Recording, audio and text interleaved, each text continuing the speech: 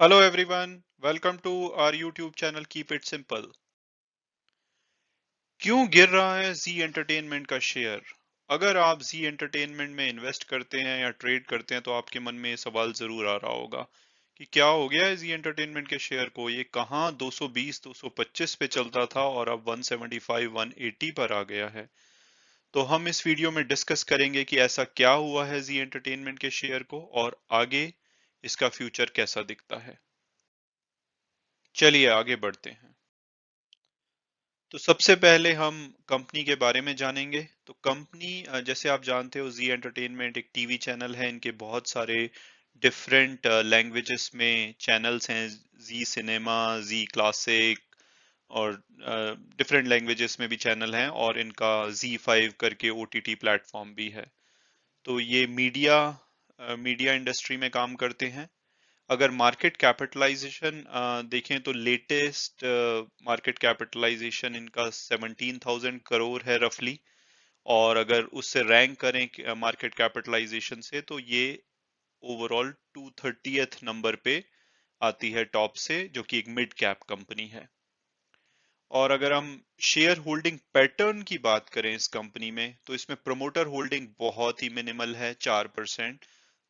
Majorly इसका share या तो फॉरेन इंस्टीट्यूशनल इन्वेस्टर के पास है या म्यूचुअल फंड और अदर डोमेस्टिक इंस्टीट्यूशंस के पास है। और इसके अलावा इसका डिसेंट 20-21% शेयर्स रिटेल हमारे आपके और हमारे जैसे शेयर होल्डर्स के पास में भी हैं। तो शेयर होल्डिंग पैटर्न से क्या समझ आता है इसके? तो अगर हम लास्ट 3 मंथ का डेटा स्टडी करें तो हमें पता लगता है कि इसमें अगर पॉजिटिव चीजें अगर हम देखें इसके शेयर होल्डिंग पैटर्न में तो म्यूचुअल फंड ने यहाँ पे अपनी होल्डिंग बढ़ाई है। तो ये एक अच्छा साइन है। और प्रोमोटर होल्डिंग जो कि बहुत ही कम है, उसमें से बहुत ही माइनर प्लेज्ड है, तो ये भी कोई एक नेगेटिव नहीं बोल सकते हम इसको। तो ये भी एक अच्छा साइन है। और प्रमोटर ने अपनी होल्डिंग को कांस्टेंट रखा है, कोई ना बढ़ाया है ना कोई घटाया है उसमें। और अगर हम कुछ चिंता की बातें देखें शेयर होल्डिंग पैटर्न से तो यहाँ पे फॉरेन इंस्टीट्यूशनल इन्वेस्टर ने अपनी होल्डिंग को रफली 6.7% से घटाया है। हालांकि उनकी होल्डिंग सबसे ज्यादा है, लेकिन ये एक साइन है कि ऐसा क्या वो देख रहे हैं कि अपनी होल्डिंग को घटा रहे हैं। और जितनी भी होल्डिंग घटाई जा रही है वो सारी की सारी रिटेल शेयर होल्डर के द्वारा ली जा रही है। तो ये एक अच्छा साइन नहीं होता है कि रिटेल शेयर होल्डर जहाँ पे ज्यादा शेयर ले रहे हों और बड़े बड़े इन्वेस्टर वहां से निकल रहे हों। तो ये शेयर होल्डिंग पैटर्न हो गया कंपनी का। और अगर हम इनके कॉम्पिटिटर्स की बात करें तो ये अपने सेगमेंट में नंबर 2 पे है। मार्केट कैपिटलाइजेशन के अकॉर्डिंग सबसे बड़ा प्लेयर इस सेगमेंट में है सन टीवी, जिसका की मार्केट कैप 20,000 करोड़ है। और दूसरे नंबर पे जी है। और इसके बाद टीवी 18 जिनका की सीएनबीसी चैनल है, टीवी टुडे जिनके की आज तक है, वो आते हैं बट वो काफी नीचे हैं। और लास्ट में एनडीटीवी और कुछ छोटे प्लेयर्स और भी हैं। बट इनका मेजर कंपटीशन सन टीवी और टीवी 18 या टीवी टुडे से है। तो अगर पी रेशो को देखें कि कितने पैसे आप देते हो, अगर कंपनी 1 रुपया अर्न करती है तो उसमें जी के लिए आप 21 रुपीज दे रहे हो। तो पी रेशो इसका बहुत ज्यादा है इसके कॉम्पिटिटर के कंपैरिजन में, जो कि एक अच्छा साइन नहीं है। लेकिन पीबी रेशो देखें, प्राइस टू बुक रेशो, तो वो इसकी रीजनेबल है, सन टीवी की काफी ज्यादा है। तो ये रीजनेबल कहा जाएगा।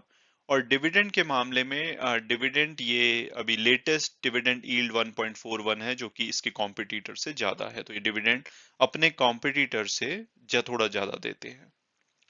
और अगर हम 1 साल का इसका ट्रेंड एनालिसिस देखें कॉम्पिटिटर के अगेंस्ट, अगेन जैसा कि आपने नोटिस किया होगा कि इसका प्राइस पिछले कुछ समय में बहुत तेजी से कम हुआ है, तो वो भी एक कारण है। बट अगर हम सितंबर 13 से, जो कि रफली 1 साल का डेटा अगर हम स्टडी करें, तो जी ने नेगेटिव रिटर्न दी है। जबकि इसी पीरियड में सन टीवी और टीवी 18 ने हालांकि उनकी भी रिटर्न कोई खास नहीं है, लेकिन उन्होंने फिर भी पॉजिटिव रिटर्न दिया इस पीरियड में। तो ये कंपनी का ओवरव्यू था। अब हम आगे बढ़ते हैं। तो अब क्या प्रॉब्लम हो रही है जी में? तो एक तो आपने देखा कि इनकी परफॉर्मेंस लास्ट एक साल में कोई खास नहीं है, कोविड का इम्पैक्ट है या और चीजों में ये अच्छा नहीं कर रहे हैं, तो उसकी वजह से भी शेयर प्राइस गिर रहा है। इसके अलावा एक इनसाइडर ट्रेडिंग सेबी ने डिटेक्ट किया है, जिसको कि अभी हम डिटेल में डिस्कस करेंगे। सबसे पहले अगर हम इसका लास्ट एक साल का चार्ट देखें, सबसे नीचे वाला चार्ट, तो इसने रफली 10% की नेगेटिव रिटर्न दी है एक साल के पीरियड में। और अगर हम एक महीने का चार्ट देखें तो रफली 15% की नेगेटिव रिटर्न दी है। तो आप ये कह सकते हैं कि जो 11 महीने में इसने पॉजिटिव रिटर्न दी थी, वो लास्ट एक महीने में वाइप ऑफ हो गई है। तो ये, और अगर सिर्फ एक हफ्ते का चार्ट देखें तो उसमें भी ऑलमोस्ट 3.5% नेगेटिव रिटर्न है। तो ये आई मीन हर पीरियड में इसने निराश किया है अपने शेयर होल्डर को अभी तक। और अब इनसाइडर ट्रेडिंग का क्या केस था, मैं उसके बारे में आपको बताऊंगा।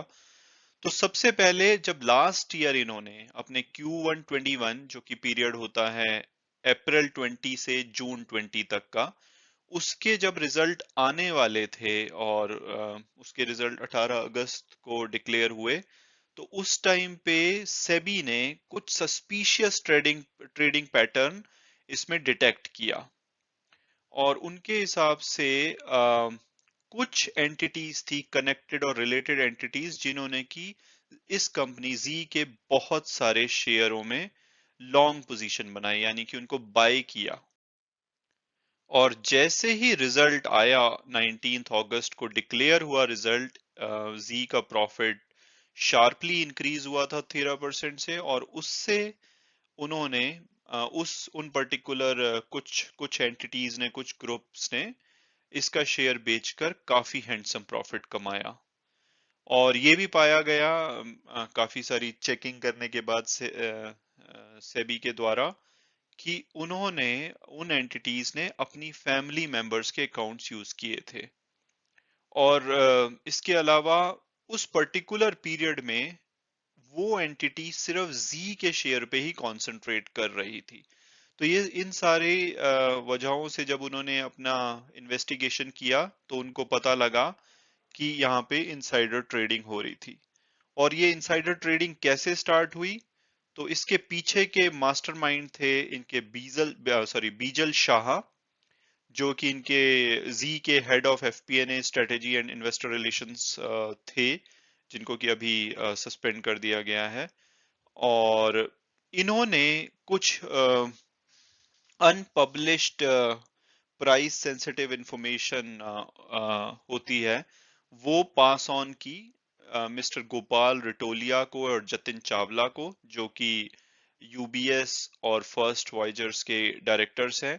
और इन्होंने क्या किया कि इन्होंने अपनी मदर के अकाउंट से जी के काफी सारे शेयर में लॉन्ग पोजीशन बनाई।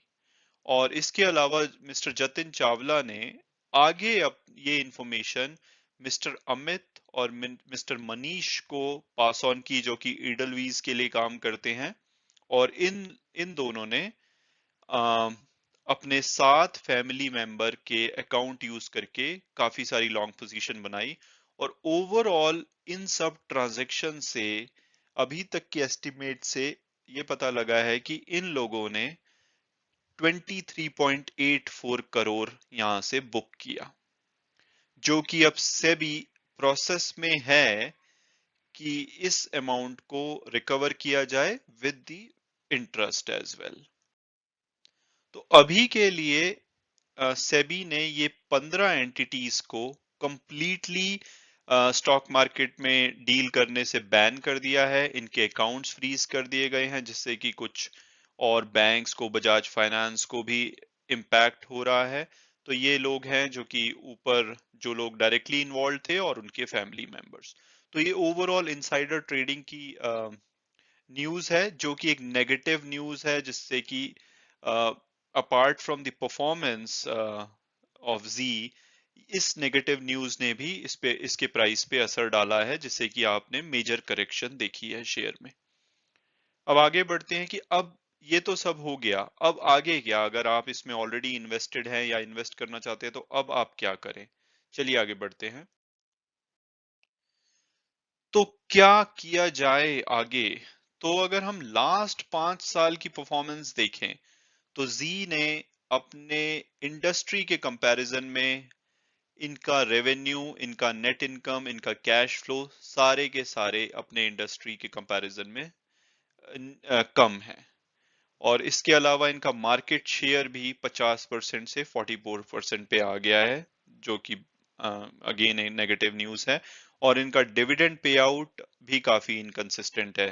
तो अभी इन्होंने ₹2.50 का डिविडेंड डिक्लेयर किया है, जो कि सितंबर 2 जिसकी एक्स डेट है। बट पिछले 5 साल में ये कंसिस्टेंटली नहीं दे रहे, कि कभी दे रहे हैं, कभी ज्यादा दे रहे हैं, कभी कम दे रहे हैं। तो ये सब तो अभी तक सुन के आपको लगा होगा कि ये शेयर में रहना नहीं चाहिए और इससे दूर रहना चाहिए, लेकिन एवरीथिंग इज नॉट लॉस्ट। तो अगर हम what next for this company, तो अगर हम टिकर टेप का एनालिसिस को देखें, उसमें एनालिस्ट काफी सारे एनालिस्ट पास्ट परफॉर्मेंस और प्रोडक्टिव इंफॉर्मेशन के बेसिस पे कुछ एनालिसिस करते हैं। तो उनके हिसाब से 2022 यानी कि नेक्स्ट 1 ईयर में कंपनी का रेवेन्यू और अर्निंग बढ़ेगी। तो अगर रेवेन्यू की बात करें, जो कि थोड़ा सा कम हुआ है 2021 में, इसका उम्मीद है कि 1 से 16% के बीच में, again based on all the analysis, ये 2022 में बढ़ेगा। और अगर हम प्रॉफिट की बात करें, तो उसमें इन्होंने उम्मीद की है कि ये 8% से लेकर 69% के बीच में प्रॉफिट भी बढ़ना चाहिए। तो ये एक अच्छी अच्छी खबर है। एनालिस्ट होपफुल हैं कि इस कंपनी ने अपना वर्स्ट देख लिया है, 1 साल में कोई रिटर्न नहीं दिया है। बट ओवरऑल अगर आप देखें तो प्रॉफिट 2020 से 2021 में इंक्रीज हुआ है, कोविड की सिचुएशन बेटर हो रही है। तो आगे लगता है कि फ्यूचर कुड बी ब्राइट। और अगर शेयर प्राइस का भी एनालिसिस करें तो उन्होंने हायर रिटर्न एक्सपेक्ट की है। और इसमें वो 3 टाइप का एनालिसिस करते हैं कि अगर लोएस्ट, मीडियन और हाई, और सब में शेयर प्राइस ऊपर जा रहा है। तो इसमें भी दे आर एक्सपेक्टिंग कि 8 से 9% से लेकर 96% तक का आप अपवर्ड मूव देख सकते हैं शेयर में। तो अगर आप इन एनालिस्ट पे विश्वास रखते हैं, आपको कंपनी पे भरोसा है, तो लॉन्ग टर्म के लिए इस शेयर में आप इस अपॉर्चुनिटी को यूज कर सकते हैं, जबकि शेयर का प्राइस काफी नीचे आया हुआ है। लेकिन अगर आप शॉर्ट टर्म में हैं तो मेरी राय ये रहेगी कि अभी थोड़ा सा इश्यूज चल रहे हैं कंपनी में, कंपनी के इश्यूज को सेटल होने दें और उसके बाद ही कोई डिसीजन लें। बाकी डिसीजन आपका है, आप अपने फाइनेंशियल एडवाइजर से कंसल्ट कीजिए, आप इस पे और स्टडी कीजिए और फिर देखिए कि आपने इस कंपनी में रहना है या नहीं रहना है। तो ये एक एनालिसिस था, क्योंकि इस कंपनी, ये एक लार्ज कैप कंपनी नहीं है तो ज्यादा कवरेज नहीं था इस कंपनी के ऊपर। तो मैंने सोचा कि आप लोग इंटरेस्टेड होंगे कि क्या हो रहा है जी एंटरटेनमेंट के शेयर में। That's it. और thank you so much for watching. And अगर आपको ये वीडियो पसंद आया हो तो सिमिलर वीडियोस के लिए आप मेरे चैनल को सब्सक्राइब कीजिए, उसको शेयर कीजिए, लाइक कीजिए और अपने कमेंट्स करिए। चैनल का नाम है कीप इट सिंपल, और आप ट्विटर और मेरा मेल आईडी यूज कर सकते हैं for communication. Thanks so much for watching and God bless you all.